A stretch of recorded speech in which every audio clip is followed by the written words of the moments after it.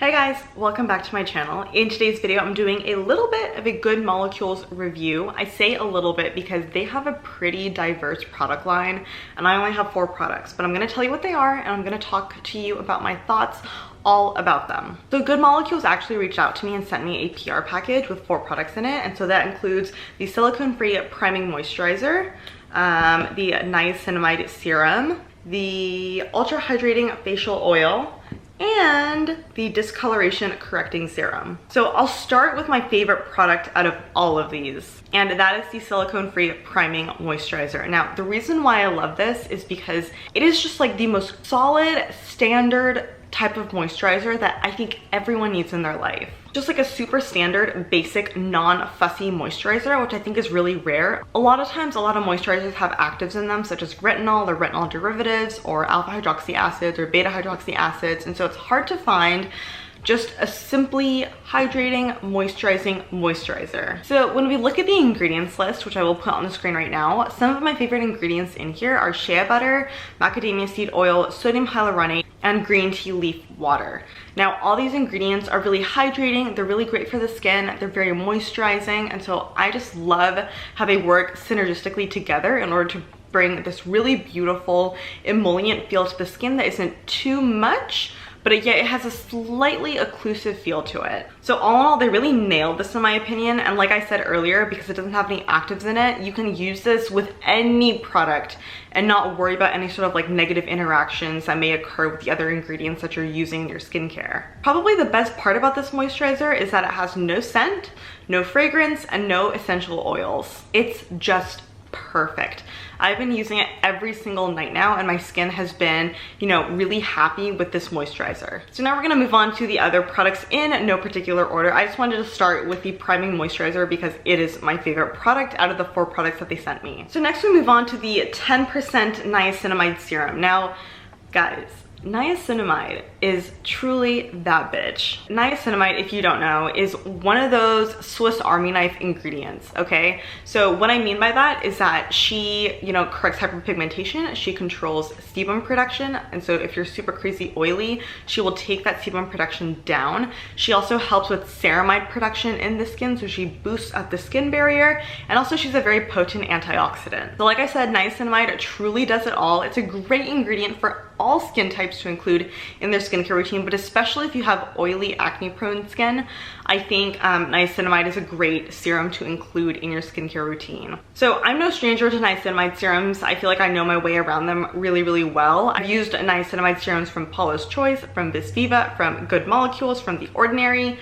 So I feel like I've tried a lot of them, and I definitely have my favorites. So comparing this serum to other serums, this is one of the more dry formulations that I've ever encountered. So what I mean by that is that it's not super hydrating, it's more dry feeling on the skin in that it sinks in immediately to the skin. It doesn't feel tacky, it doesn't leave any sort of like dewiness on the skin. It just sinks into the skin and absorbs really, really nicely. So in my opinion, my personal preference is that because I have normal to dry skin, I want something a little bit more hydrating. So that's where other niacinamide serums or other serums containing the ingredient niacinamide come into play. One of them, which I will talk about. But in terms of this particular serum, it's not my favorite, but I do highly recommend it for people with very, very oily skin types that could really benefit from something that doesn't leave the skin looking shiny or dewy or greasy. This is a great serum to use day or night, and I think it can find its place into anyone's skincare routine because like I said earlier, niacinamide truly does so many amazing things for the skin. So those are just my personal thoughts on this niacinamide serum. Is it my favorite? No, not really, but I do think that if you have oily skin, you'll really, really like this. And at that price point, you literally cannot complain. Like, all of these products from Good Molecules are crazy affordable, like on the level of The Ordinary or the Inky List. So really, you can't complain. Okay, next up we have the Discoloration Correcting Serum. Now, this is something interesting to me because it contains an ingredient that I had never even heard of before. and that ingredient is tranexamic acid. Now, tranexamic acid is a hyperpigmentation correcting type of serum or ingredient, and that is a primary ingredient in this product. That's like the highlighting ingredient, but it also contains niacinamide. So working together, these two molecules really help to disrupt the pathway, the biochemical pathway that causes hyperpigmentation to occur. This serum, no joke, makes my skin glow. Like, I will put it on at night underneath my moisturizer and whatever oil that I'm using, and in the morning my skin is like beaming. It's so bright and glowy and just really beautiful looking. And I think I can attribute that to, you know, the tranexamic acid, the niacinamide, and also the hyaluronic acid that's in here. This particular serum, I believe, contains hyaluronic acid and also its salt component, sodium hyaluronate. So truly the more the merrier when it comes to humectant ingredients like that. And so I think that the combination of those ingredients really helps to make my skin look super happy. So in comparison to the 10% niacinamide serum, I personally like the discoloration correcting serum a little bit more, just because I find it more hydrating, and I think I like the fact that it has all these forms of hyaluronic acid and also the tranexamic acid in it. And by the way, with these serums, you don't need to apply a lot. You just need to apply 2 or 3 drops to your hands. What I like to do is apply it to my palms, kind of rub my palms together and then press it into my skin. I think that is the best way to apply it. Okay, and then lastly, we have the Good Molecules Ultra-Hydrating Facial Oil, and look at it, it's so little. I think this is like hilariously small. Like when I opened the, so okay, the box that it came in was, I believe it was like around the same size as the box that the serums came in, and so I was like, okay, cool, oil serum. And then when I opened it, it was so tiny. I thought it was like a sample or like, I don't know, like a deluxe sample or something, but no, this is actually the size that the product is. So it's 13 milliliters or 0.44 fluid ounces, which is really tiny. So just keep that in mind as you're buying this product. It's really small.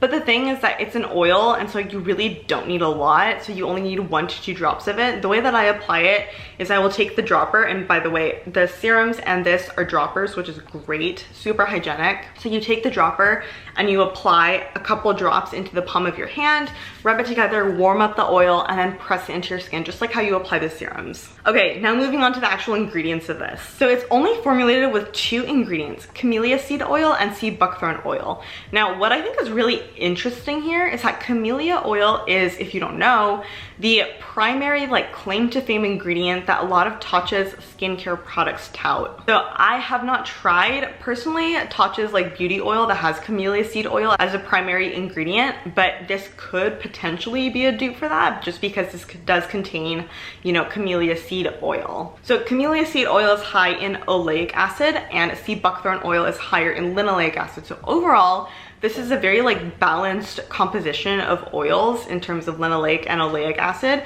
So I find this to be suitable for all skin types. If you want to learn more about the science behind linoleic and oleic acid, I did do a video all about finding the best skincare oil for your skin type. So I will link that video down below in the info box for you to go watch. You know, overall, I have really been enjoying using this oil. It is ultra hydrating, which I really like.